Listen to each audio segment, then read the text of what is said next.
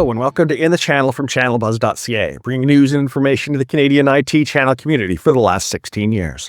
I'm Robert Dutt, editor at channelbuzz.ca and your host for the show. When we talk about practice areas for MSPs and VARs, we usually start with the big ones: cybersecurity, cloud migration, managed infrastructure. One area that rarely makes the list but probably should is technology expense management, or TEM. It's an area that has historically been seen as a back-office auditing function, but in the era of massive SaaS sprawl and complex mobility footprints, it's becoming an advisory service to the new C-suite. My guest today is Jason Wieser, Senior Vice President of Mid-Market and Channel Sales at Calero. Jason was named a 2026 CRN Channel Chief, and he spent the last few years building a partner program around the idea that TEM is actually a pipeline creation engine for the channel. Let's get right into it. My chat with Jason Wieser.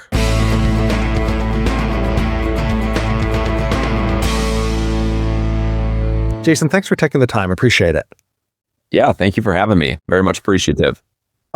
You've been in tech sales for about 20 years. Just curious, how did you land in technology expense management, and what was it that made you want to stay and build a channel around it?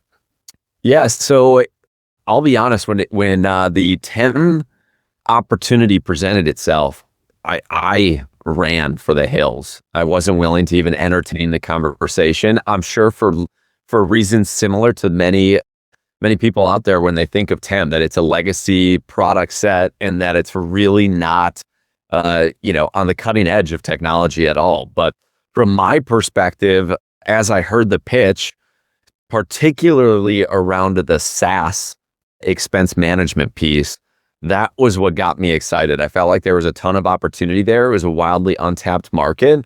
And, kind of coming out of the COVID environment, I thought that there was a good opportunity for channel partners, particularly to capitalize on the success that they had during the COVID SaaS sprawl that we all experienced. And so that's what really brought me into, I would say, the TEM side.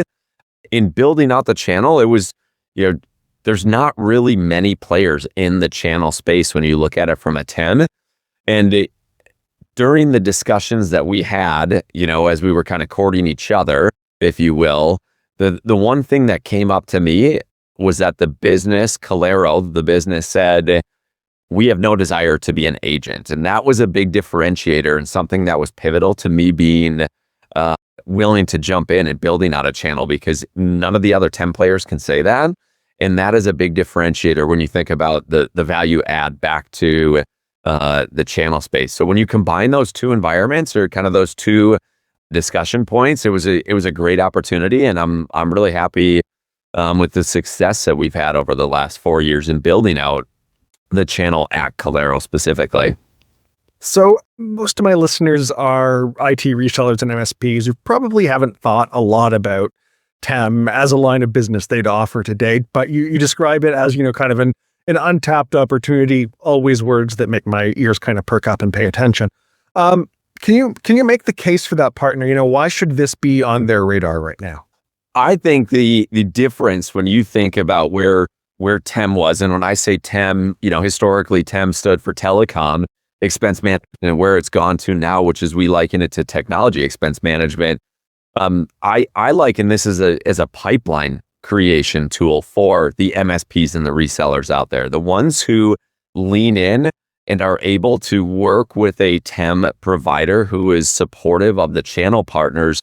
They can build their 3-year pipeline roadmap. And so the reseller out there may be saying, well, how the heck is that the case? Well, the way that we've gone to market is a partner. When we work with partners, resellers, referral, MSP alike, we have them be a part of the solution. So they get full access to all of the Calero platform with their respective customer. And so it's really a building block to say, these are the contracts coming up, right? Here's, you can be a trusted advisor to your customer, and the notion that, their Zoom licenses are coming up. Well, now you can see what their usage rate is, right? Or their Microsoft, they're coming up for their, with their EA, right? That's a big push that's going through. And so being able to come in and say, well, I've had been paying for these E5 licenses based on usage and the levers in the organization. I really need to drop down to E3 licenses, and I need to move this to an F3 license, et cetera.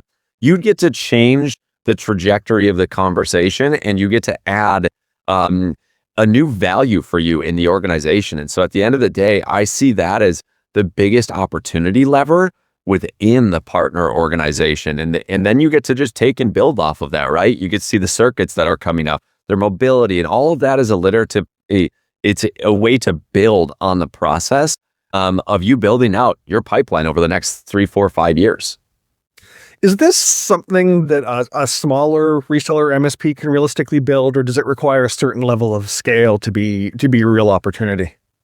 Yeah, I think the good news is we built it for MSPs and the resellers out there, right? And so like if you look at from historically technology expense management or telecom expense management, you needed to be have a large customer base, right? You need to have $1 million in annual telecom spend, or else it just didn't make sense. Now that we've gone down the SaaS side, and particularly into the mid-market play, you can go down market a lot further. I mean, our smallest customer that we have is 250 employees, right? And so it gives them an opportunity to really change the conversation, and that they can use this in a much smaller capacity. On the telecom side, you needed to have 4, 5, 6 months to build out the infrastructure and get all of that data. On the SaaS side, we need 4, 5, 6 hours, and we can already bringing stuff in, right? And so that is a differentiator when you think about how they can scale and where they can realize those savings in a much quicker manner, and or start to get the control and the optimizations associated with that opportunity. So legacy is in telecom, but especially given that framing of kind of the speed that you're able to prove value and get in there with SaaS, what's the entry point into the conversation with a customer? You know, does it still typically lead with telecom bills that have gotten out of control? Do they go in with the SaaS sprawl problem as their lead? Is it mobile device management problems? You know, what sort of opens the door typically? Yeah, I think from an MSP standpoint, what we're seeing working is on the SaaS side right now, right? I think that's your gateway in, mainly because you have the opportunity to show immediate results, right? On the telecom side, on the mobility side, it's a longer process, right? You got to get LOAs, you need to get access to the data, you need to bring all of that in, and that takes, as I referenced, 4, 5, 6 months if we're doing our job and we get all of the LOAs done in place in a timely manner. Whereas on the SaaS side, you have the ability to come in and it's getting access to an endpoint, and then we can do a proof of value immediately with the partner, and you're already showcasing the data sets, and the decision, helps write itself for the customer. So when we have those discussions, I would say that MSP side, it's absolutely focusing on the SaaS side, the ability to white label, make it look like your own, and have your logo up in the upper left-hand corner as a powered by Calero. Again, cementing yourself as kind of that true partner of the business organization. The thesis seems to be around sort of the merger of telecom, mobility, and SaaS into one kind of management problem. But for a lot of businesses, those are still 3 different budget lines, 3 different people responsible for them.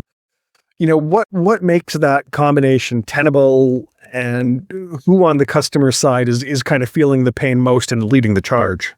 Yeah, that's $1 million question, I would say, because to your point, Rob, they are very different business units, right? And so it is not while we view it as providing a singular pane of glass to accommodate all of those expense items, we also see that it is, the person who's making the SaaS decisions is not the same person who's making the mobility decisions, and likewise on the telecom. And so the way that we framed it is on the SaaS side, let's get in, leverage the resources and the data sets that we are able to uncover with the partner. And then subsequently, we can ask at that point to go wider into the organization, right? It provides kind of that gateway of, now, who owns this? Who owns the mobility? If there's a mobility play, who owns the telecom side? And because we've shown results, right? Whether it's the savings, the security side, right? The control, just being able to bring all of this data in that they didn't have, or the optimization of it, right? As we're going through a EA license review, or you're migrating from Zoom to Ring Central or anything in between, right? You have the proof points there of the business value. And so that conversation then becomes a lot easier to have, and they're willing to provide that introduction as a whole. If you're looking at it as a holistic, it's generally more of like the CFO or CTO level discussion because they have a transformation, kind of business objective. But that has to come from the top down as opposed to from the bottom up if you're trying to do a true all-encompassing. And we don't see that very frequently. It's much more of a get the foot in the door and then expand in there. Land and expand, right? Okay. What does the economics look like for a partner who builds a practice well here? Are we talking sort of meaningful recurring revenue, or is this more of a retention stickiness kind of play? I would say it's both, honestly. When you look at this and the dollar size that's in there, there's definitely a compensation piece that's worth it. Depending on the time of year, there's different programs that are in there. But, from an MSP side of the house, there's your traditional markup that you're going to see that they're going to get to experience. And our plans and packages allow us to facilitate those upsides for the MSP. Additionally, from a stickiness standpoint, that is a key element that comes in from our side. And we're not, in the channel, we're only 4 years old. So we don't have the data set relative to the channel in terms of how sticky it is. But if you look at from a Calero customer, it's a very sticky product that our average customer has been with us for 7.5 years. And so it's a situation where it allows for that growth within that partner community to show that value and continue those discussions. Okay. You talk about partners moving from transactional selling to advisory relationships, especially around practice building. That's the right direction, but it's a real cultural shift for a lot of partner orgs. I guess, where do you see partners getting stuck, and what separates the ones who make the transition from the ones who don't? I think where we see it is where we see partners getting stuck is when they're not 100% certain on how to have the discussions, right? I liken that more to an enablement issue and a willingness to kind of lean in.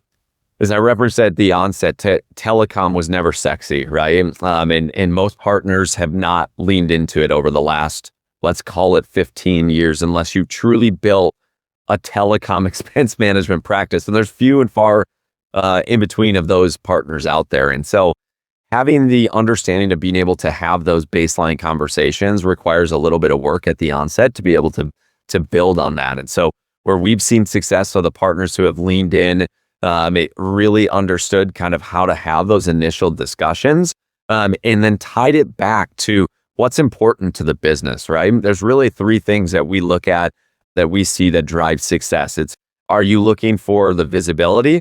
Are you looking for control, or are you looking for optimization? And it could be all 3, right? And being able to tie that proof point back and have those conversations on the fly are what separate the ones who are dipping their toes in the water versus the one who have seen meaningful growth within their quote unquote practice, right? I don't want to make it seem like they've got a team of folks. And like one of our largest partners is they're a $1 billion organization, but it's their 10 practices run by one person. It's one person who has leaned into that discussion, and they bring him in when the opportunities present themselves.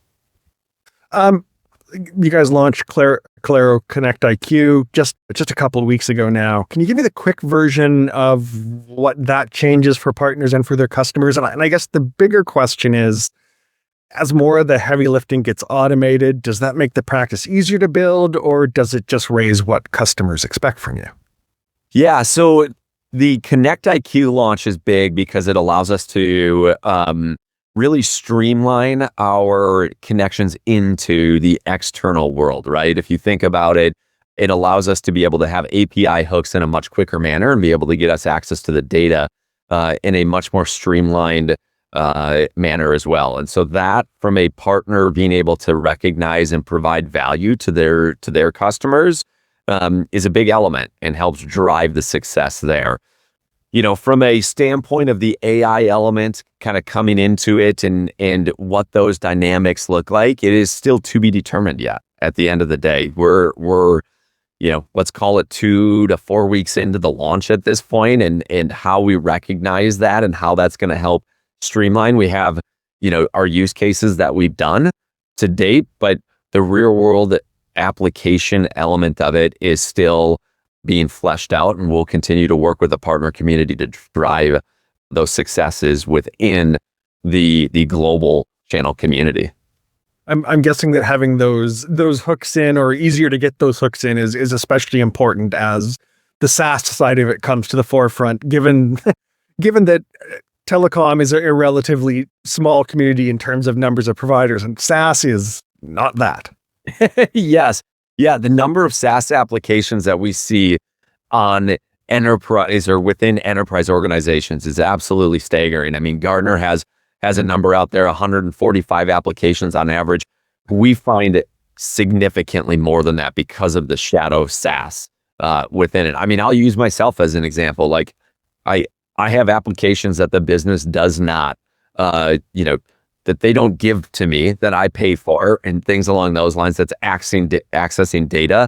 I probably shouldn't say that on this podcast, because now I'm going to be audited from a business standpoint. But it just goes to the fact that you can't control what you don't have the visibility into. And so the number of applications that are touching the network is growing and continues to grow, because there's nuanced applications. A new person comes into the organization and they prefer ChatGPT over Claude or whatever it is, right? And so they're going to use those that they're familiar with. And so the Connect IQ is there to absolutely assist in that and provide the ability to get that data in a much more streamlined manner.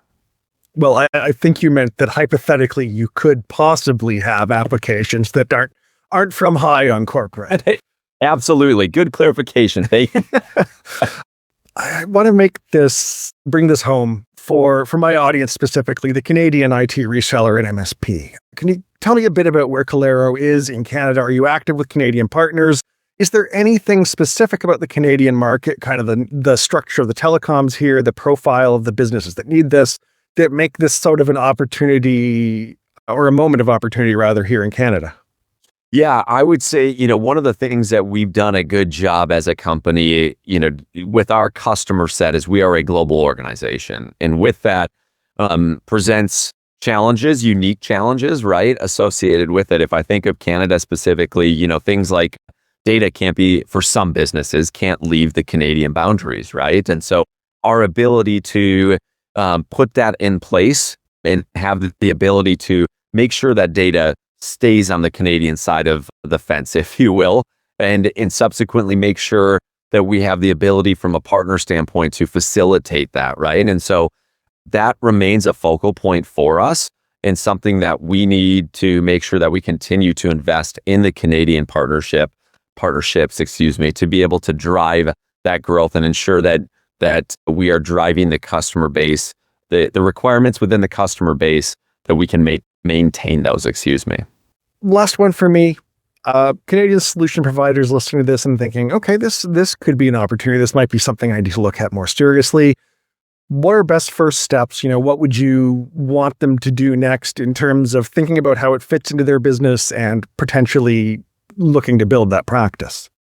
Yeah, I would say, we would love to have a baseline conversation. Happy to chat, learn a little bit more about, their business, and we can reference similar businesses, similar partners where we've seen success and highlight that. And then we have an enablement track that we run with partners to be able to get them comfortable. And if they want to lean in, your partner community wants to lean in, we are more than happy to provide the resources to help them build the practice, so they can start recognizing not only they can get the sales from the technology expense management side, but then they can also start building a good pipeline for them over the next 2, 3, 4 years.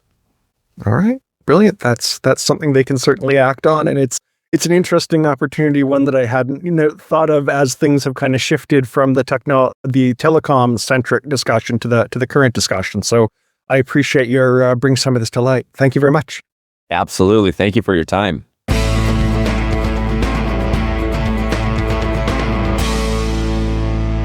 There you have it. Jason Wieser from Calero. I'd like to thank Jason for his time today. I think the big takeaway for me here was the SaaS is the front door concept.